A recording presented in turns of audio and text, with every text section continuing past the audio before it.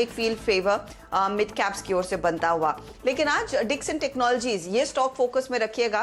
तीसरी तिमाही में कंपनी ने बड़े पैमाने पर कई पीएलआई स्कीम्स अपने नाम कर ली है, वहां पर प्रोडक्शन धीरे धीरे करके शुरू होता हुआ दिखाई देगा। लेकिन आज खबर इस बात को लेकर है कि टेलीकॉम स्पेस के लिए कंपनी ने एक और जेवी साइन किया है। ये 51% डिक्सन होल्ड करेगा। जेवी बीटल टेलीटेक के साथ है। बीटल टेलीटेक के लैंडलाइन फोन बनते हैं, मोडेम्स बनाती है कंपनी, तो हार्डवेयर में बीटल टेलीटेक है। अब क्या फायदे होंगे इस जेवी के, कितना इन्वेस्टमेंट जाएगा, इस सब पर बात करने के लिए कंपनी के सीएफओ सौरभ गुप्ता मेरे साथ जुड़ गए हैं। गुप्ता साहब, गुड आफ्टरनून। डिटेल्स अगर दे सके और क्या बेनिफिट्स होंगे बीटल टेलीटेक के इस जेवी के साथ। तो जैसे कि आपने बताया, हमने भी 5149 का एक जेवी क्लोज किया है जो कि बीटल टेलीटेक के साथ है, जो कि भारतीय ग्रुप की कंपनी है। इस जेवी का मैंडेट होगा कि वो टेलीकॉम एंड नेटवर्किंग प्रोडक्ट्स बनाएगी। And telecom and networking products जैसे कि GPONs, ONTs, modems, routers, set top boxes and IoT devices बनाएगी। ये जेवी ऑलरेडी गवर्नमेंट के प्रोडक्शन लिंक इंसेंटिव स्कीम का बेनिफिशियरी है, तो हमें इस जेवी में अप्रूवल मिला हुआ है गवर्नमेंट का। और इस जेवी में हम लोग इसकी मैन्युफैक्चरिंग नोएडा और जो प्लांट बीटल टेलीटेक का प्लांट लुधियाना में है, वहां पे मैन्युफैक्चरिंग करेंगे इन टेलीकॉम एंड नेटवर्किंग प्रोडक्ट्स की। हम over the period of 5 years, next 4 साल में हम लोग इसमें इन्वेस्टमेंट करेंगे करीबन 150 से 180 करोड़ की। और क्लियरली इसमें हम लोग पूरी इंडस्ट्री के लिए बनाएंगे ये प्रोडक्ट्स, जिसमें एयरटेल हमारा एंकर कस्टमर होगा। और एयरटेल आपको पता ही है कि बहुत बड़ा बायर है इन सब प्रोडक्ट्स के लिए। तो क्लियरली हम एक्साइटेड है इस वर्टिकल को लेके, और ये हमारा one of the most promising vertical होगा starting from next financial year. क्या प्राइमरी फोकस 5G टेक्नोलॉजी पर रहने वाला है इस इन पर्टिकुलर प्रोडक्ट्स में? एंड मोस्ट इम्पोर्टेंटली, क्या इस तरह के एयरटेल के अलावा कुछ और भी टेलीकॉम के बड़े क्लाइंट्स आप बैक कर सकते हैं इस पीएलआई के जरिए?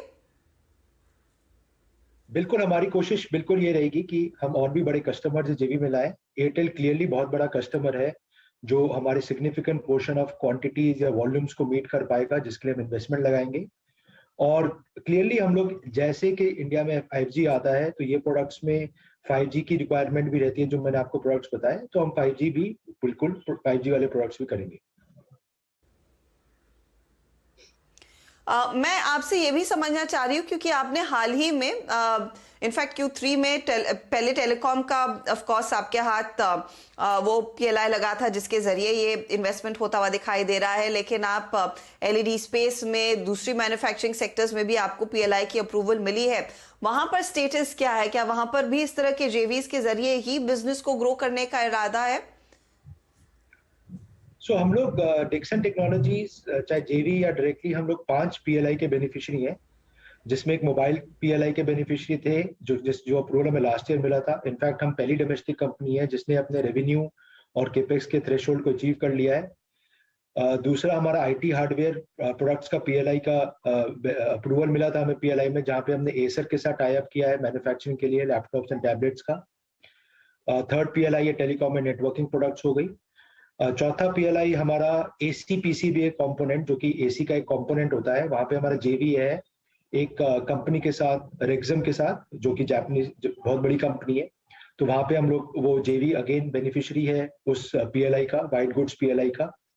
और फिफ्थ हमारा LED lighting components. LED lighting में हम लोग इंडिया के सबसे लार्जेस्ट प्लेयर हैं, और एलईडी लाइटिंग में हमें अगेन एक पीएलआई का अप्रूवल मिला हुआ है, जिसका हम केपेक्स अगले साल करेंगे और रेवेन्यूज उसका उस 1 साल बाद आने शुरू होंगे। तो हम लोग 5 पीएलआई का बेनिफिट है। तो ये डिफरेंट स्टेजेस पर है, बट क्लियरली हमारी कमिटमेंट है इन ऑल, जो भी पीएलआई के अंदर इन्वेस्टमेंट्स हैं और जो भी रेवेन्यू थ्रेशोल्ड्स हैं, मैक्सिमम रेवेन्यूज हैं, हम वो अचीव करेंगे।